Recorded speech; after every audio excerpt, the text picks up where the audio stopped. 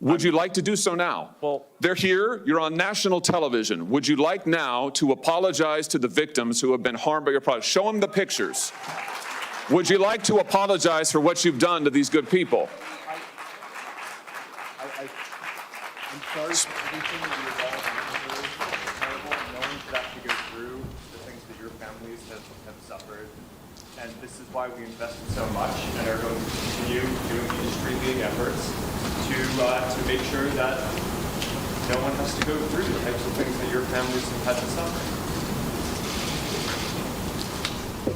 You know, why, Mr. Zuckerberg, why should your company not be sued for this? Why is it that you can claim, you hide behind a liability shield, you can't be held accountable? Shouldn't you be held accountable personally?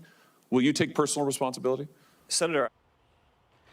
So in that moment, Emily and Kaylee, when you look at the legal side of this, that's what every attorney would tell you not to do. But he did it. Yeah. He stood up and he apologized.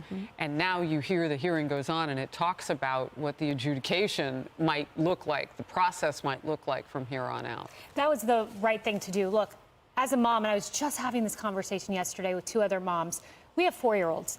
And we looked at each other and we said, this is my biggest fear. And a mom whose daughter in 1st grade to me said, earlier and earlier, these kids are getting on social media. It is such a scourge on our society.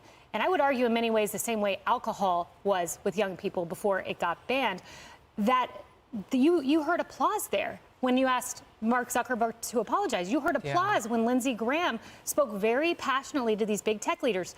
When in history, really, and maybe it happens often, but I don't think so, have 44 attorneys general from states band together and said, no, we're Republican, we're Democrat, no, there will not be Instagram for our children. When's the last time Hawley, who's a Republican, partnered with Klobuchar, who's a Democrat, who partnered with Lindsey Graham, who's a Republican, who partnered with Dick Durbin, Republicans and Democrats saying, let's ban deepfake images without subject consent. When is Blumenthal partnering with Marsha Blackburn, Republican and Democrat, saying, we've got to unite on this. This is the one issue we are putting party aside and saying, no, this will not happen to America's children.